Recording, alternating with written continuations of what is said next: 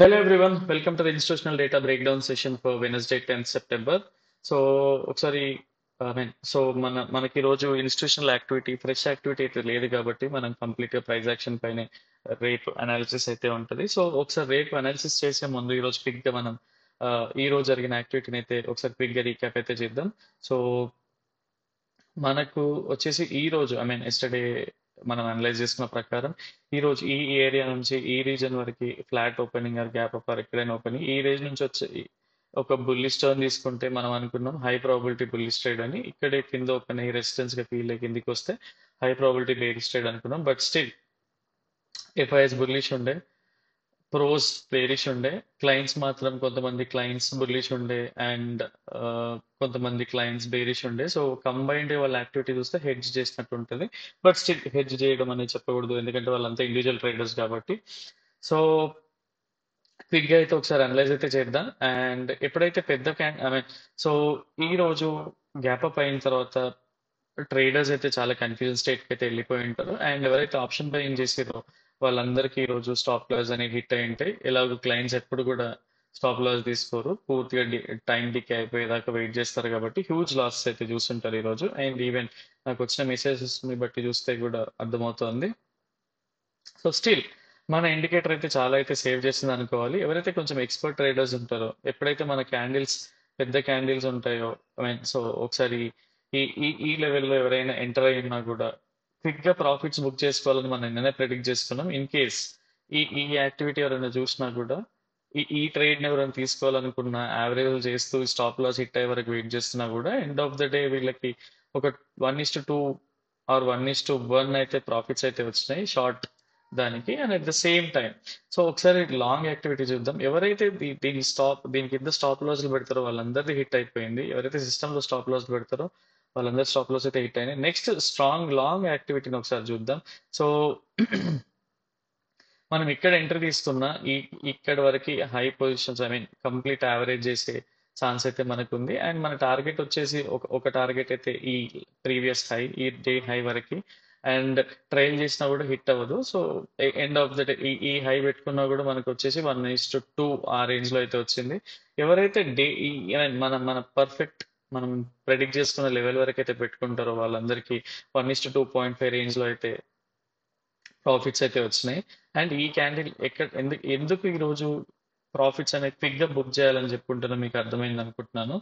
So ఇది ఈ రోజు మార్కెట్ లో జరిగిన situation. So option buying everyday పనికిరాదు, ఎప్పుడైతే హ్యూజ్ డేటా ఉంటుందో ఆ రోజే పనికి వస్తుంది. అండ్ మన దాంట్లో ఇంకొక విషయం కూడా చెప్పానుండే ఈ రోజు, ఎప్పుడైతే first 15 minutes half an hour candle ఎప్పుడైతే బిగ్ రేంజ్ లో ఉంటుందో, ప్రైస్ కిందికి వచ్చి ఫేక్ బ్రేక్అవుట్ చేసి పైకి వెళ్ళి ఫేక్ బ్రేక్ డౌన్ చేస్తుందో, ప్రైస్ అయితే సైడ్ వేస్ లోనే ఉంటుందని ఒక హింట్ అయితే ఇచ్చినాను. సో అది కొంతమందికి అయితే యూజ్ అయి ఉంటుంది.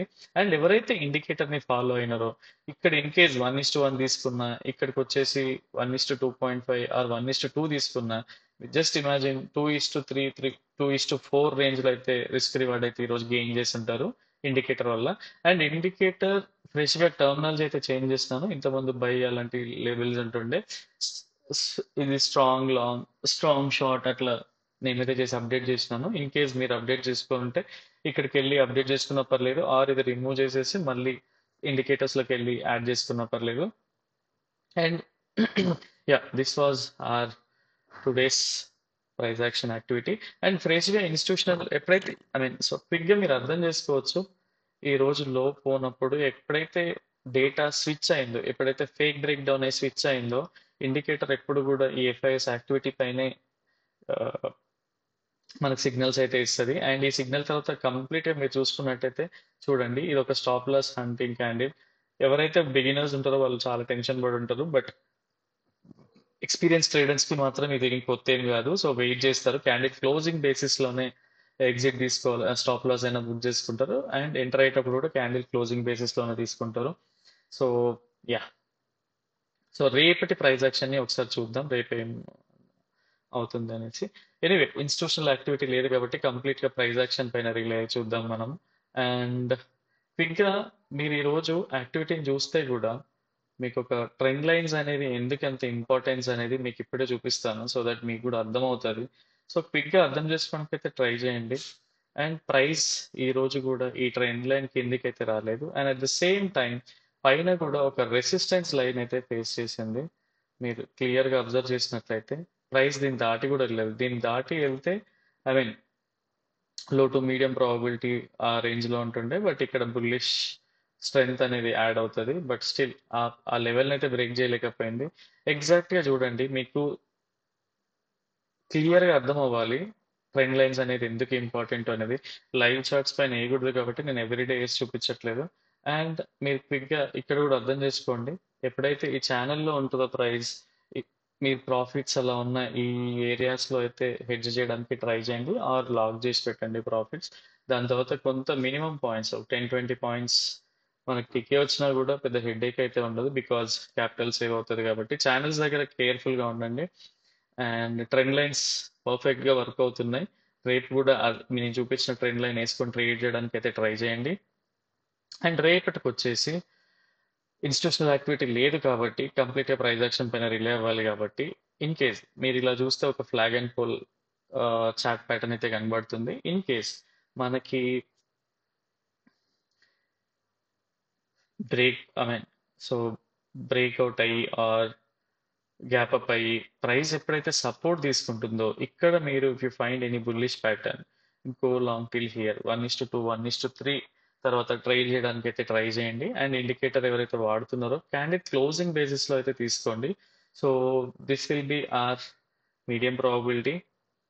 అండ్ ఈవెన్ బేరిష్కి కూడా మీడియం ప్రాబిలిటీ. రేపటి కోసం పెద్ద హై ప్రాబిలిటీ అయితే లేదు. గ్యాప్ అప్ ఎక్కడ ఓపెన్ అయినా ఆర్ గ్యాప్ డౌన్ ఎక్కడ ఓపెన్ అయినా కూడా ఈ ఏరియాలో ఫేక్ బ్రేక్అవుట్ అయ్యి ఆర్ ఆ రేంజ్లో వస్తే మాత్రం కంప్లీట్గా ఒక 1:2 1:3 రేంజ్లో మాత్రం మీరు ఒక బేరిష్ ట్రేడ్ అయితే తీసుకోవచ్చు. ఇది కూడా మీడియం ప్రాబిలిటీ. రేపటి కోసం అయితే హై ప్రాబిలిటీ లేదు. అండ్ రేపటి కోసం మీ క్వాంటిటీని కూడా తగ్గించండి. ఇన్ కేస్ ఇండికేటర్ మీకు షార్ప్ పవర్ఫుల్ స్ట్రాంగ్ సిగ్నల్స్ ఇస్తే మాత్రం మీరు అట్లీస్ట్ స్ట్రాంగ్ సిగ్నల్ ఇచ్చిన రేపటి కోసం ఒకరోజు అవాయిడ్ చేయడంలో తప్పేం లేదు.